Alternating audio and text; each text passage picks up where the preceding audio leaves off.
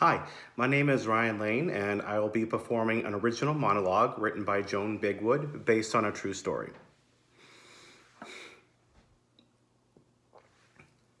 I'm the uncle, Jen's big brother. I was that big brother. Hanging out the basketball courts, way more than at home studying. Nickel ante poker games on Friday nights. Whole weekends at the lake. Partying under the stars, feeling like the man. And I kept my little sister as far away as possible from the goings on, you know? I guess in that way, I was protective. The older brother, who never finished college because he had bigger plans, I was going to be a lead singer, a working musician getting laid a lot. Well, that was the vision. All I needed was that one big break. I was playing gigs coast to coast for a while there. I had to skip my sister's college graduation because I was touring. Meaning we were playing at festivals in San Fran and Berkeley, sleeping on the floor of a squat in the heat. We got to some backstage doors, met a couple of guys you probably heard of, handed out our tapes. A buddy of mine knew a girl whose dad was a music producer down in New York. But we never did get that meeting. Those industry guys, they're hard to pin down. I went to Jen's graduate school ceremony. But then I had to bolt because we were driving to Long Island to play at some rich kid's graduation party. I remember thinking, if I had that kind of money, I wouldn't hire us to play. But our drummer's old lady knew the kid's old lady, so she hooked us up. It was a hell of a party. Got the floor bouncing that night. That was the last big show we ever did. Kenny, our drummer, got a real job first. Then Mike, the lead guitarist, went back to school. Slammer, the bass player, got session work. Lucky for me, I knew my way around a hardware store. At least I could stick around town for when my dad had his stroke. Kind of help him out with that.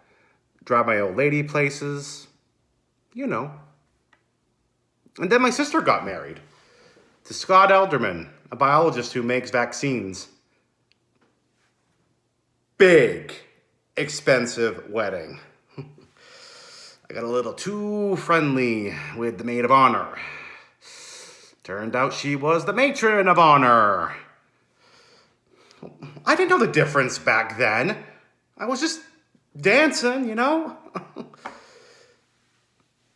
Ended up getting sent on my way before they even cut the cake. That brother. I had made store manager when my sis had her baby. I was staying out of the bars by then. If you're looking for a wife, you don't want to find her on a bar stool. I cleaned up some. Jen was running the art department and ad agency in Portsmouth, and Scott was commuting to Boston. It got so they needed me to watch the baby till they got home. Sometimes till after his bedtime.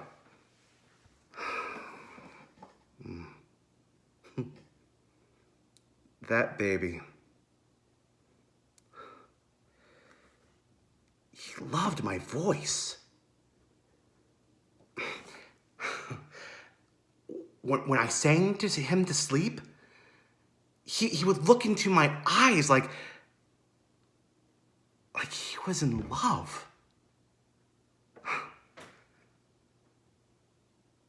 It got so I couldn't wait for their date night so he and I could hang out all night.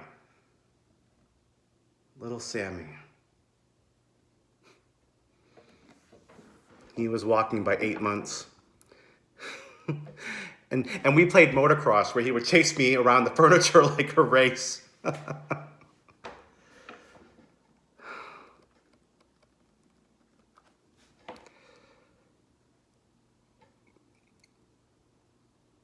started to get weird when he was around 2. I would pick a book to read him, and then he would pretend to read it to me. Word for word, though. Like he had a photographic memory. Is that what it's called? But how could he? He couldn't read. Book after book, he'd do it, not just one favorite. It turns out he was reading. 3 years old, and he was doing math and friggin' research. This little tiny teacher telling me all about the Jurassic period. By the time they got to kindergarten, nobody knew what to do with him.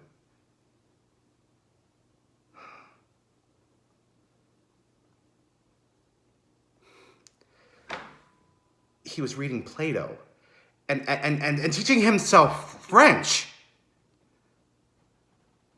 One night I was sitting for him, and he was showing me his art book he got for his 6th birthday. One of those big coffee table books that hit his legs. He flips to these drawings of faces and goes, Leonardo da Vinci was the first European artist to use chiaroscuro. Did you know that? I said, I did know that.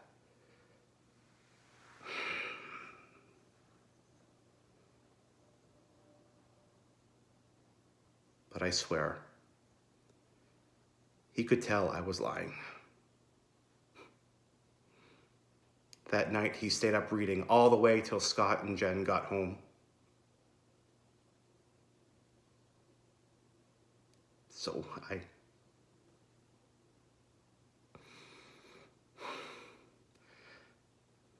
I never did get to sing.